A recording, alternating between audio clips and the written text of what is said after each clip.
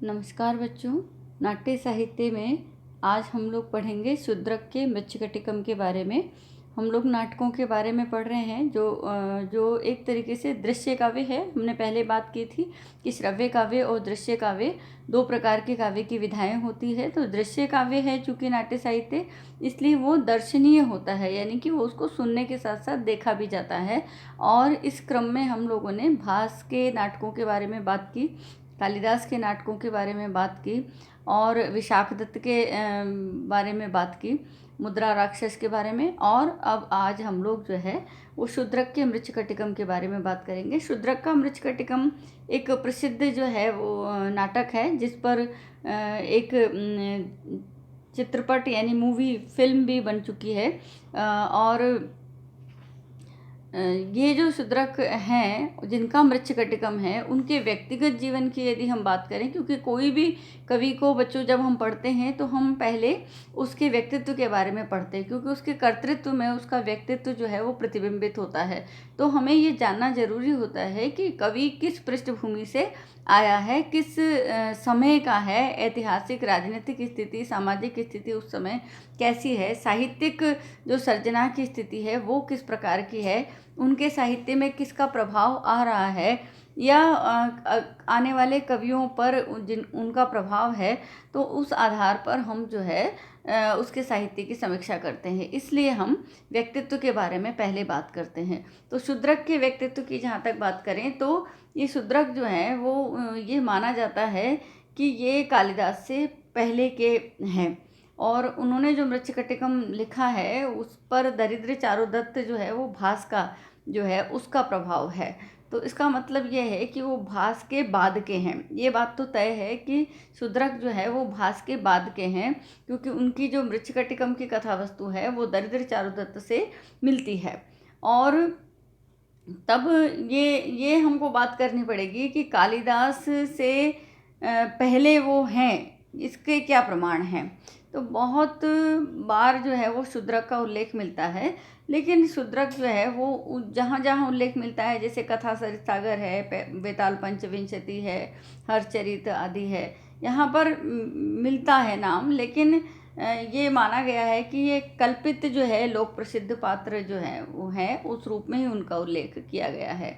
आचार्य वामन ने भी अपने जो है काव्य समीक्षा के ग्रंथ जो है काव्यालंकार सूत्रवृत्ति में उनके दो पद्यों को उद्धृत किया है। तो इससे जो है वो शूद्रक ऐसा लगता है कि ऐतिहासिक पुरुष है। लेकिन जो है मृच्छकटिकम की प्रस्तावना के दो श्लोक में शूद्रक का परिचय है और उनकी मृत्यु का भी वर्णन है। तो हम ये मान नहीं सकते कि कोई कवि स्वयं अपनी मृत्यु का उल्लेख करेगा। तो इस तरीके से ये माना कि ये मृच्छकटिकम के रचयिता स्वयं नहीं है। लेकिन कीथ का अनुमान है कि रामिल और सौमिल नाम के जो कवि हैं, उन्होंने दरिद्र चारुदत्त नाटक में परिष्कार करके, उसमें संवर्धन करके, उसमें कुछ परिवर्तन करके और उन्होंने जो है वो शूद्रक के नाम से जो है उसको प्रचारित कर दिया। तो कवि कुलगुरु जो कालिदास हैं, उनका मालविकाग्निमित्रम में उन्होंने पूर्ववर्ती नाटककारों का उल्लेख किया है। जब उन्होंने ऐसा किया तो उसमें रामिल और सौमिल का नाम है। अब चूँकि रामिल और सौमिल ने ही शूद्रक के नाम से मृच्छकटिकम को प्रचारित किया, तो हम ये मान सकते हैं कि शूद्रक भी जो है वो कालिदास से पूर्व में हुए होंगे। शूद्रक की जो मृच्छकटिकम की जो भाषा शैली है, जिसमें उन्होंने प्राकृत का अधिक प्रयोग किया है, या उनकी जो व्याकरण की जो नियमावली है जिसका उन्होंने पालन नहीं किया है, तो एक हम अनुमान लगा सकते हैं कि वो कालिदास से पहले के हैं। क्योंकि कालिदास की शैली जो है वो बहुत ही जिसे कहें कि नियमबद्ध है, सुसंस्कृत शैली का प्रयोग उन्होंने किया है। तो उसका मतलब कि उनकी शैली जो है, उनकी शैली उनसे प्राचीन है, इसलिए वो उनसे प्राचीन जो है वो समय के हम उनको मान सकते हैं। तो इस तरीके से अगर हम माने तो कालिदास का समय हम लोग मानते हैं ईसा पूर्व प्रथम शताब्दी। तो जो काव्य के समीक्षक हैं वो मृच्छकटिकम की रचना को ईसा पूर्व दूसरी या तीसरी शताब्दी का मानते हैं। तो ये एक अनुमान है शूद्रक के बारे में कि वो उनके ऊपर दरिद्र चारुदत्त का प्रभाव है। इसका मतलब वो भास के बाद के हैं और कालिदास जो है वो उनसे उनके पहले के हैं। कालिदास से वो पहले के हैं। और जो है ऐसा भी कहा जाता है कि कालिदास के काव्य में थोड़ा शूद्रक के मिलते जुलते जो हैं वो शब्दों का प्रयोग है। तो ये माना गया। और कालिदास ने उल्लेख भी किया है रामिल और सौमिल का, जिनका शूद्रक के साथ संबंध है। तो हम ये मान सकते हैं कि ईसा पूर्व प्रथम शताब्दी में यदि कालिदास हुए हैं तो शूद्रक जो है वो कालिदास से पहले यानी कि दूसरी शताब्दी अथवा तीसरी शताब्दी ईसा पूर्व में जो है वो हुए हैं। तो दूसरी या तीसरी शताब्दी ईसा पूर्व में वो हुए हैं। और यदि हम उनकी रचनाओं की बात करें, क्योंकि हम जब कृतित्व की बात करते हैं तो उनकी जो रचनाएं हैं उनमें एक ही रचना है जो प्रसिद्ध है उनके नाम से, वो है मृच्छकटिकम।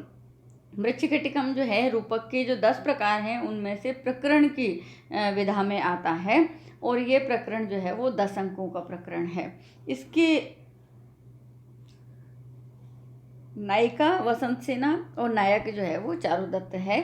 और इन दोनों की जो प्रणय कथा है, वस्तुतः वसंत सेना जो है वो चारुदत्त से प्रेम करती है और जो है वसंत सेना से राजा का जो साला है वो प्रेम करता है। और इस प्रकार से ये कहानी आगे चलती है कथा वस्तु। तो उसमें जो है वसंत सेना अपना आभूषण आदि वहाँ छोड़ देती है और वो चोरी हो जाते हैं। इस प्रकार की इसकी कथा वस्तु है। इस कथा वस्तु को हम व्यवस्थित रूप से देखें तो सबसे पहले जो है उज्जैनी की एक वैश्या है, गणिका है वसंत सेना। वो वसंत सेना जो है वो चारुदत्त नाम के एक जो व्यापार करने वाला ब्राह्मण है उससे प्रेम करती है। और राजा का जो साला है शकार, वो वसंत सेना से प्रेम करता है, वो उसको पाना चाहता है। वसंत सेना का वो जो है वो पीछा करता है और वसंत सेना उसके डर से अपने जो आभूषण है वो चारुदत्त के घर पे रखती है। उधर शर्विलक जो है वो चारुदत्त के घर में चोरी करता है और वो जो आभूषण रखे गए हैं वसंत सेना के उनको वो चुरा लेता है। वो वसंत सेना की दासी है मदनिका, वो शर्विलक उस मदनिका से ही प्रेम करता है और वो जो है वो छुड़वाना चाहता है। शर्विलक जो है मदनिका को वसंत सेना के यहाँ से दासी के कार्य से मुक्त करवाना चाहता है। तो उसको मुक्त करवाने के लिए वो आभूषण वसंत सेना को सौंप देता है और उसको वो मुक्त करवा लेता है। तो चारुदत्त उधर जब वो चोरी हो जाते हैं और वसंत सेना के गहने, तो चारुदत्त की पत्नी जो है वो द्युता, वो वसंत सेना को आभूषणों के बदले में अपनी जो रत्नावली माला है वो दे देती है। और चारुदत्त का पुत्र रोहसेन सोने की गाड़ी के लिए वो जिद करता है, तो मिट्टी की गाड़ी लेकर के वसंत सेना के घर जाता है। वसंत सेना जो है अपने आभूषण उसमें भर देती है। तो जो है वो कहती है कि तुम इससे सोने की गाड़ी बनवा सकते हो। ये जो घटना है सोने की गाड़ी बनवाने की, मिट्टी की गाड़ी में आभूषणों को भर करके और उसको कहना कि तुम इससे सोने की गाड़ी बनवा लोगे, तो ये जो घटना है इस घटना के आधार पर ही इसका नामकरण किया गया है। मृच्छकटिकम का मतलब है मृत शकटिकम। मृत मतलब मिट्टी, शकटिकम मतलब गाड़ी। तो मिट्टी की गाड़ी जो है वो रोहसेन के पास है, वो चारुदत्त का पुत्र है। और उस समय इसकी स्थिति जो है, यद्यपि चारुदत्त जो है वो एक व्यापारी है, लेकिन इस समय इसके व्यापार में जो है जिसे कहें कि नुकसान है और वो इस समय दरिद्रता का जीवन व्यतीत कर रहा है। और ये जो घटना है वो इसकी केंद्रीय घटना बन जाती है। चारुदत्त और वसंत सेना जो है वो निर्णय करते हैं कहीं पर उद्यान आदि में मिलने का, और शकार को ये बात पता लग जाती है। तो वो जो है वो चारुदत्त तो जाता ही है लेकिन शकार भी वहाँ चला जाता है। और वसंत सेना गलती से चारुदत्त की गाड़ी की जगह शकट की गाड़ी में बैठ जाती है। और जो है वो उधर जो राजा के बंदी गृह से निकला हुआ जो है आर्य, वो चारुदत्त की गाड़ी में बैठ जाता है। तो जब वसंत सेना वहाँ पहुँचती है उद्यान में, तो वहाँ चारुदत्त तो मिलता नहीं है और शकार मिलता है।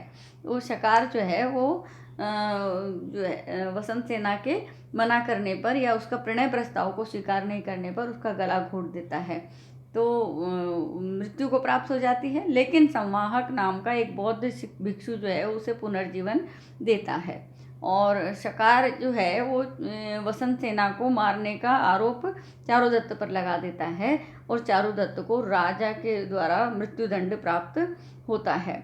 और इस बीच में चारुदत्त का मित्र जो आर्यक है, वो जो उस गाड़ी में बैठ गया था, वो पालक की हत्या करके स्वयं राजा बन जाता है और चारुदत्त को मुक्त कर शकार को बंधवा लेता है। राजा आर्यक जो है वो शकार को क्षमा कर देते हैं, और अंत में इस तरीके से चारुदत्त और वसंत सेना जो है उनका प्रणय मिलन होता है, उनका विवाह हो जाता है।